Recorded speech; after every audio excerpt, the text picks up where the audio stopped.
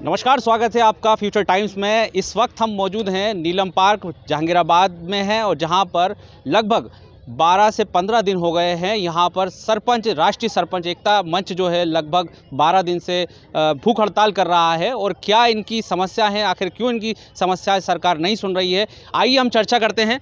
सरपंच जी मौजूद है। सरपंच जी, अपना परिचय दें, कहाँ से हैं और आपको क्या समस्या है? मैं दीपचंद्र पूसाम, सरपंच संघ कार्यवाहक अध्यक्ष डिंडोरी। क्या समस्या है सरपंच जी? आप लगभग 12 दिन से पहले अंबेडकर मैदान में थे, अब आप जो है नीलम पार्क में आप प्रोटेस्ट कर रहे हैं, क्या कुछ है आपके साथ, बताइए। भाई साहब, मैं आपको बता दूं कि मध्य प्रदेश पंचायती राज संगठन जो है आज की डेट में जो है पूरी तरह से खतरे में है।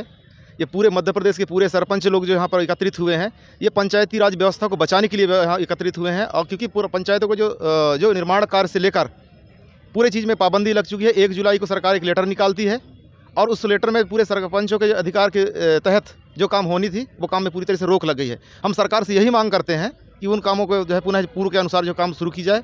सरपंचों की यही मांग है। तो आखिर क्या कारण है कि आपकी सुनवाई नहीं हो रही है? पूरे के कोने कोने से यहाँ पर सरपंच आए हैं, क्या कारण है, आखिर क्या इसकी मजबूरी हो सकती है? अब इसकी मजबूरी क्या मनसा है सरकार की, तो सरकार ही जानेगी कि क्या क्यों हमारे पास, सरकार के पास कोई बजट है नहीं सरपंचों पंचायत के निर्माण कार्यों के लिए या पंचायतों के लिए, वो तो सरकार ही बता सकती है। हम विगत लगभग आज 12 दिन जो भूख हड़ताल में पूरे मध्य प्रदेश के सरपंच लोग यहाँ पर बैठे हैं, सर उनको काम या रोजगार नहीं दे पा रहे हैं। तो जनता आपसे जो चीज़ डिमांड कर रही है वो आप पूरी नहीं कर पा रहे हैं, उसके लिए आप ये मेन आपका जो लक्ष्य है लेके कि आज मुख्यमंत्री मोहन यादव जी के सामने इसको रखना। भाई साहब, मैं आपको बता दूं कि सरपंच जब चुनाव होती है, हर सरपंच जो है अपने जनता से वादे करते हैं कि हम ये काम करेंगे, आपका फलाना काम करेंगे, आपके जो सार्वजनिक काम रहते हैं या कुछ हितग्राही मूलक काम रहते हैं। तो आज सरपंच जो है इतने निस्सहाय और अधिकारहीन हो गए हैं कि आज सरपंच जो है अपने जनता को जो उनको मनसानुसार पूरी तरह से कोई काम नहीं दे पा रहा है, या और पंचायत के जो भी सार्वजनिक काम है उन कामों को पूरी तरह से करवाने में अक्षम है। अब आप ये बताइए कि आज आप मुख्यमंत्री निवास का घेराव करने जा रहे थे, लेकिन आज आपको रोक दिया गया पुलिस बल द्वारा, लेकिन अब आपका अगला लक्ष्य क्या होगा, इस पर आप क्या कहेंगे? मैं इसको करेक्ट कर दूं, हम मुख्यमंत्री के आवास का घेराव का हमारा कोई प्लान था नहीं। हम शांतिपूर्वक ढंग से मुख्यमंत्री की जो है कहना चाहिए अनुशासनात्मक रूप से हम मुख्यमंत्री के जो है निवास में जा रहे थे, जिससे जो है सरकार की जो पुलिस है हमें ज़बरदस्त यहाँ बैरिकेड लगा के यहाँ पर रोका गया। हमने बार बार उनसे निवेदन किया कि हमको अपने मांग जो है, हमारी जो जनता की मांग है, हमारी मांग नहीं, ये जनता की मांग है। सरपंच अपने लिए एक भी कुछ नहीं मांग रहा है, जो मांग रहा है, क्योंकि हम लोग हर जो 23,000 पंचायत है पूरे मध्य प्रदेश में, हर सरपंच जो है 2,500, 3,000, 5,000 जनता का फेस है और उनको लीड करती है। और आज सरपंच जो है पूरी तरह से जो है यहाँ पर निराश हैं, दुखी हैं कि अपने जनता के लिए, अपने गाँव के लिए कुछ भी नहीं कर पा रहे हैं।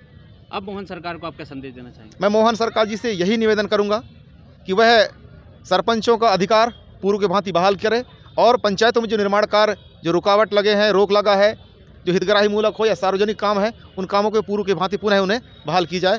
हम मोहन सरकार से यही निवेदन करते हैं। और भी सरपंच हैं यहाँ पर, हम उनसे भी चर्चा करेंगे। क्या कहेंगे सरपंच जी, आप भी साथ में आए हुए हैं, बताइए। हाँ सर, पहले तो मैं जो सरपंच साहब बोले हैं, मैं उनका हार्दिक बधाई देता हूँ।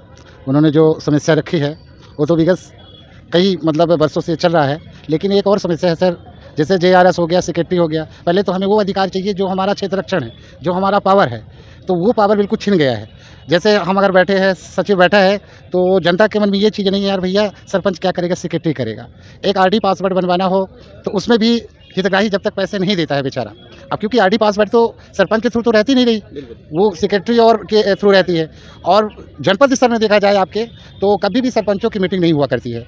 वो गोपनीयता तौर पे हमेशा एक सचिव और सहायक सचिव की वो मीटिंग करते हैं, जो भी गोपनीयता रहती है उन लोगों के बीच में रहती है। तो कहने का मतलब कि एक ज़मीनी स्तर से कि भाई जैसे हमारे गांव में पहले ऐसा होता था कि पटवारी अपना नामांतरण करना पंचायत के माध्यम से, वो भी नहीं हो रहा है। भाई हम क्या कहते हैं, सजरा बना देते हैं, फ्री बना देते हैं, लेकिन वही सजरा जब उनके पास जाता पटवारी के पास, तो वही उनसे 1,000, 10,000, 5,000 रुपया गरीबों से ले लेता है। तो पहले तो हमें वो अधिकार चाहिए जो सरपंच का वास्तविक जो रूप है, एक पावर है।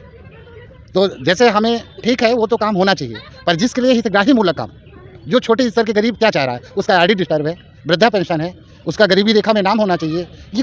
ये हक तो सरपंच का वास्तविक हक तो ये है। तो क्या सरकार ने आपको अपना हक देने से रोक रखा है या आपको सरकार? बिल्कुल सर, रोक रखा है, तभी तो बोल रहे हैं भाई। वही चीज़ मैं कह रहा हूँ कि आवास के लिए अभी क्या करना है, जो भी है सर्वे होना है। आईडी पासवर्ड किसके पास है? जेआरएस के पास है। अगर हम जेआरएस क्या जाने, सेक्रेटरी क्या जाने, उस गांव के तो हम है ना। हम ना जानेंगे कौन व्यक्ति को आवास मिलेगा, क्या मिलेगा, वो अपने हिसाब से सर्वे करेगा। कहने का मतलब है सरपंच अपने पावर का इस्तेमाल नहीं कर पा रहा? बिल्कुल नहीं कर पा रहा सर, बिल्कुल नहीं कर पा रहा। तो इसलिए मतलब समस्याएं तो बहुत है। और किस उम्मीद से सरपंच चुनते आदमी ने कितने वादे किए, ये करेंगे वो करेंगे ऐसा करेंगे, लेकिन धरातल में कुछ नहीं कर पा रहे हैं। बस बाहर निकले घर से तो सिर्फ गाली रहती है। इससे पहले जो है अंबेडकर पार्क में सम्मानीय मंत्री जी प्रहलाद पटेल जी और राज्य मंत्री जो मैडम हैं वो हमारे बीच में आए थे 23 जुलाई को। और हमें जहाँ पर 10,000 12,000 सरपंच वहाँ एकजुट हुए थे। और पटेल साहब वहाँ पर बोल के गए कि हम 18 दिन के अंदर जो है आपकी 80% मांगों को पूरा कर लिया जाएगा। लेकिन हम यही उम्मीद से वहाँ धरना स्थल से भागे और आश्वासन दे दिया, आश्वासन देके गए। इसके बाद हम लोग चले अपने अपने गंतव्य की ओर चले गए। और इसके बाद 18 दिन के बाद वो कुछ नहीं हुआ। इससे क्या साबित होता है? हो सकता है पंचायत मंत्री कमज़ोर हैं, पंचायत मंत्री का सरकार में सुनी नहीं जा रही है, ये कुछ हो सकता है। क्या कुछ उनकी क्या बाध्यताएँ हैं?